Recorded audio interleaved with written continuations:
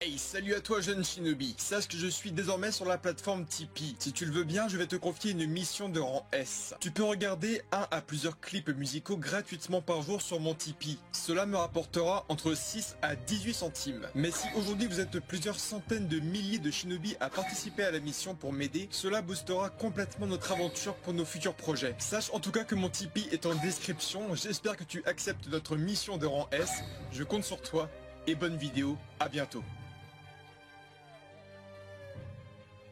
Hey, donc salut à toutes et à tous les amis, il y a maintenant quelques semaines voire quelques mois, je suis vraiment à la bourre. La maison d'édition Glénat m'a envoyé Tokyo Revengers pour donner mon avis.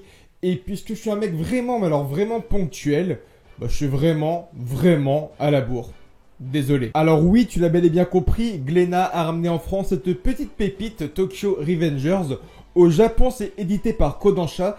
Et il y a d'ailleurs plus de 11 tomes, donc c'est quand même une série assez longue. Parce que de base, je pensais vraiment que Tokyo Revengers aurait tenu en 5-6 tomes grand maximum.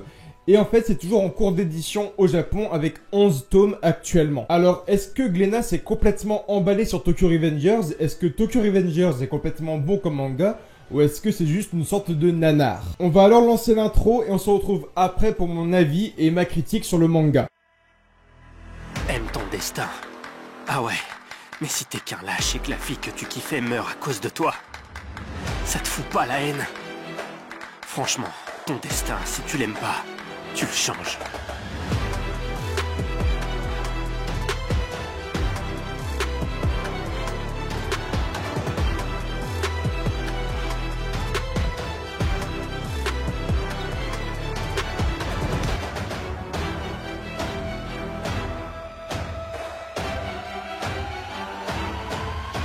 Plongé au cœur des gangs Tokyoïtes dans Tokyo Revengers, un manga des éditions Glénat. Mon avis arrive alors en une seule et unique phrase, c'est juste excellent. Alors vraiment.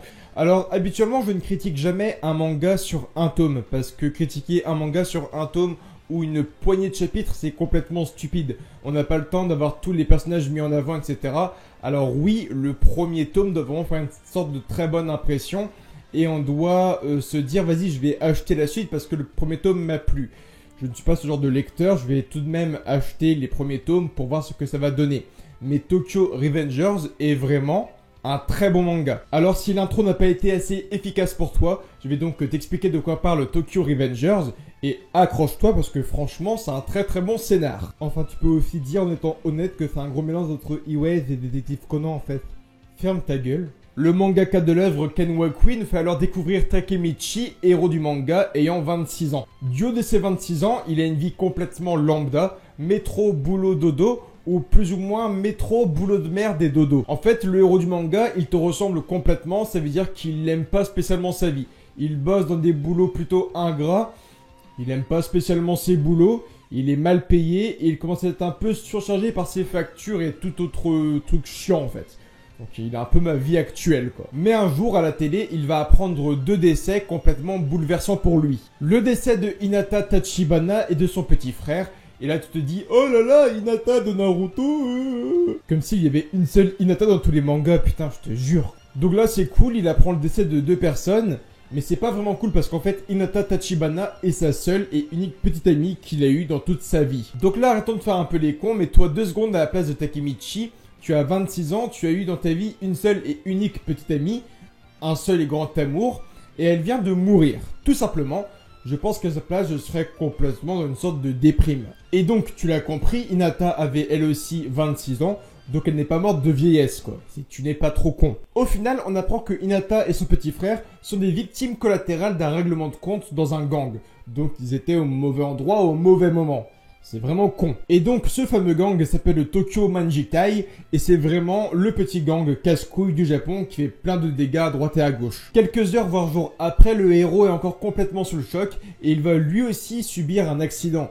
Et en fait, il va se réveiller 12 ans dans le passé. Et c'est là que c'est intéressant parce que, encore une fois, il va revenir 12 ans en arrière. Donc il va avoir 14 ans, il est toujours au collège. Et en fait, il va être dans la peau d'un adolescent, dans le corps de lui ado. mais avec la mentalité d'un adulte. Ça, c'est déjà hyper intéressant. Et si le retour dans le passé, donc pour Takemichi, était au final l'occasion de rattraper sa vie complètement foirée. Parce qu'au collège, au lieu d'être un peu dans les études et à fond pour le boulot, il était complètement dans les histoires de gang aussi, tu vois. Donc il était complètement con, délinquant et violent. Donc je reviens sur ma question, et si ce petit voyage dans le passé était l'occasion pour lui de rattraper sa vie complètement, et pourquoi pas de sauver Hinata? Et donc là tu vas me dire comment tu veux sauver Hinata directement dans le passé 12 ans en arrière, alors qu'elle va mourir dans 12 ans, tu vois. C'est un peu con comme truc. Tout simplement en s'infiltrant, entre guillemets, dans le Tokyo Manjikai avant qu'il ne soit trop grand. On sait que dans le présent, Hinata est morte à cause du Tokyo Manjikai, et donc la mission de Takemichi dans le passé est donc de faire en sorte que les deux leaders du Tokyo Manjikai ne se rencontrent absolument jamais. Comme ça, le gang n'est pas fondé au final. Et je trouve ça juste super intéressant parce que dans le passé, il était complètement lâche. Il faisait un peu son dur, mais il se prenait carrément des raclés à droite à gauche et tout. Takemichi, t'as un mec avec une grande gueule, mais qui est un peu une victime. Avec cette seconde chance et cette seconde vie, Takemichi a l'occasion de tout reboot sa vie à 100%, de sauver la femme qu'il a aimée toute sa vie, donc Hinata. Et franchement, l'histoire est plutôt sympa. Surtout le fait d'infiltrer un gang hyper dangereux dans le monde actuel, l'infiltrer donc dans le passé avant qu'il ne se crée, empêcher les deux leaders de se rencontrer pour créer dans le futur des accidents et la mort de Hinata surtout. Je trouve juste l'histoire hyper stylée. Après, si tu as un relou, tu vas me dire que ça ressemble à Erased ou bien un Détective Conan par exemple. Mais je te dirais que non. Parce que le manga Tokyo Revengers est avant tout un furio. Et je vais pas te mentir, je ne connaissais pas trop les furios, à part GTO entre guillemets. Le manga peut également être lu par des femmes, mais ma phrase est un peu claire, c'est vraiment un manga pour les bonhommes. Ça veut dire que là, c'est un manga où ça se frappe dans la gueule, c'est un règlement de compte, où quand tu ouvres ta gueule au mauvais moment, tu peux te faire tuer tout simplement. C'est vraiment dans des histoires de gang, de yakuza au Japon. C'est vraiment les délinquants japonais et tout, donc c'est franchement, voilà. Il y a une sorte de hiérarchie, si le mec en bas de la hiérarchie parle mal à un mec en haut, il se fait tuer et c'est tout. Donc Takemichi, du haut de ses 14 ans, va vraiment partir en bas de l'échelle des yakuza entre guillemets et devoir monter les échelons pour arriver au niveau des deux leaders pour faire en sorte qu'ils ne se rencontrent absolument jamais, ou bien qu'ils s'engueulent, ou bien qu'ils s'entretuent. Je sais pas comment ça va finir, mais pour que ça tienne en 11 tomes, les gars, ça va partir hyper loin, c'est obligé. En tout cas, j'ai vraiment hâte de recevoir le deuxième tome, troisième tome, jusqu'au 11e tome. Franchement, ça va être un manga de ouf. Les dessins sont hyper sympas, il y a plein de rebondissements, je vais pas tout vous spoiler tout, mais franchement, le manga va être hyper cool.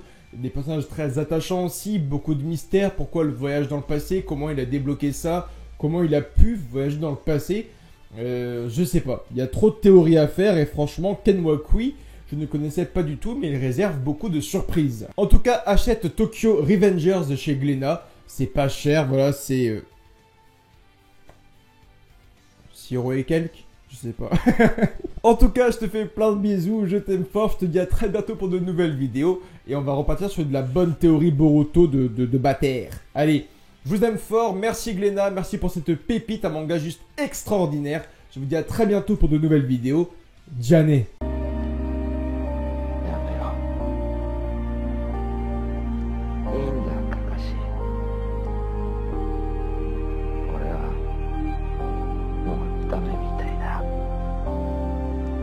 体の右側はほとんど潰れちまって感覚すら